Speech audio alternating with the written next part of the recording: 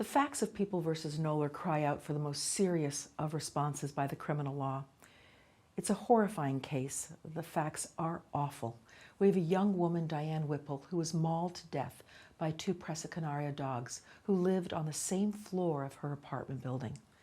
The brutality of the killing wasn't lost on anyone who saw the crime scene or who viewed Miss Whipple's body afterwards. 77 lacerations over her body, suggesting a frenzy of biting that's typically inflicted by predatory animals who set out to kill their prey.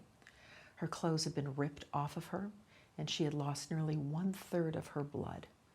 The assault was so deadly and fear-inducing and terrifying that a neighbor hearing the attack was too afraid to come out of her apartment to help Miss Whipple. Marjorie Knoller and her husband, Robert Noel, were charged with Diane Whipple's death.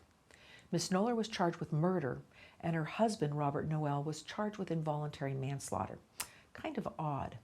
Perhaps the distinction in charges was that the prosecution believed that Miss Knoller's conduct was worse than her husband's, that Robert Noel was complicit, but he wasn't at home at the time of the attack. He was at work.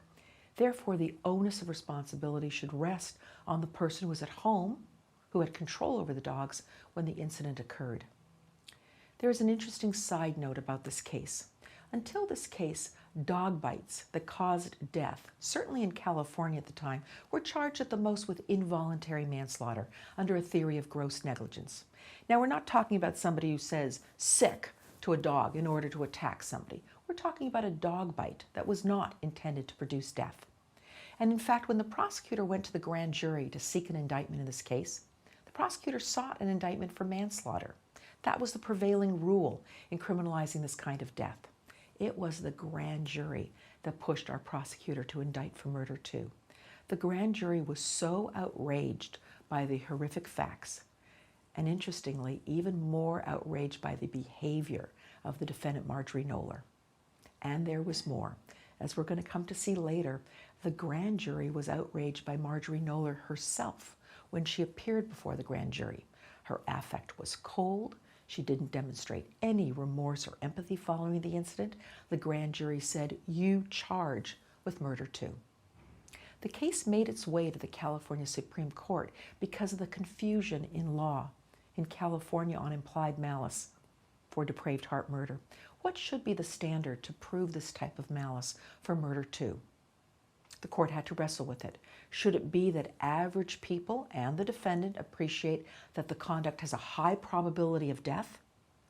Or should it be something decidedly less, that they refer to as endangering human life? In my estimation, those are two very different standards. Although the court said the lower courts took two paths, they were meaning the same thing.